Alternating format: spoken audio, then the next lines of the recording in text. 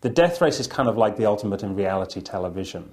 It's 9 racers who race to the death on this sealed course, and all of them are prisoners. They're like the gladiators of our time, and the racetrack is their Colosseum.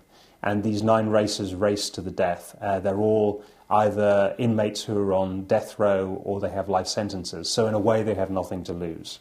But they do have something to gain, because if you win 5 races, you get early parole and you go free. But of course no one has ever done that. There are no real rules in the race. The cars are kind of covered in armor plating, heavy machine guns. They have napalm, oil sprayers, smoke screens for defense. They have big blades on the side of them.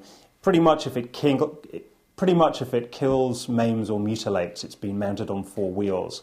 And these are the vehicles that our kind of futuristic NASCAR drivers drive.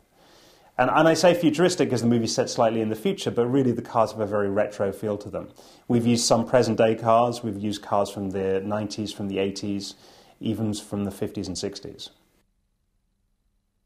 That was very much our intention, was to reinvent the car movie. And in a way to reinvent car action, because I'm certainly from the generation of filmmakers who very much embraced CG, computer-generated images in films. I've certainly made lots of movies that have lots of CG images in them. But I think audiences perhaps are getting a little tired of that, and what they're hungering for, we hope, is a return to the kind of visceral thrills that you got in the 1970s and 1980s, when people were making movies like Bullitt, The French Connection, Walter Hill's The Driver, and in particular, The Road Warrior, which is a movie that has a big influence on me and also a big influence on this film. And those films, the strength of them were the car races were done for real. The car crashes were done for real. If you saw it, it was because some stuntman strapped himself into a car and just went and did it. There's no computer-generated imagery. And I think because of that, those films had a more kind of visceral impact on the audience because you knew it was for real.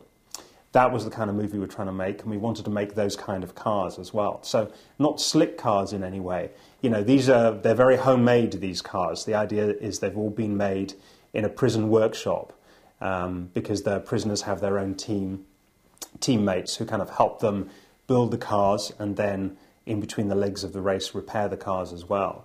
So there's a very kind of homemade feel to the cars, which kind of harks back to the rec-tech aesthetic of 80s movies like The Road Warrior. Joan Allen is just one of the great villains. I mean, she's a great movie villain. It's a role she's never played before. She does some stuff in this movie that she had a blast in the film. She does stuff she's never done before. She was in an action movie. She gets to swear like a trooper. I mean, it was great. There's one particular scene which I won't spoil for the audience, and I don't think I should be swearing that much anyway. But she just lets loose, and the whole camera crew, you can see them. Oh my word, that's Joan Allen swearing like that. Because you always see her, she never plays those characters. Jason he's very blue collar, which I needed for the role, and he's got a tough but amoral kind of veneer to him. You wouldn't look at Jason Statham and just go, he's a good guy. You go, that guy has some depth. That guy, if I was in a fight, I'd want him to be on my side for sure. He's very, very hard. But I don't know if I would completely trust him, I mean, I think that's that kind of 1970s style vibe that I really, really liked. It was the young Bronson, young Eastwood, young Steve McQueen feel. And I think Jason's one of the few actors who has that in spades.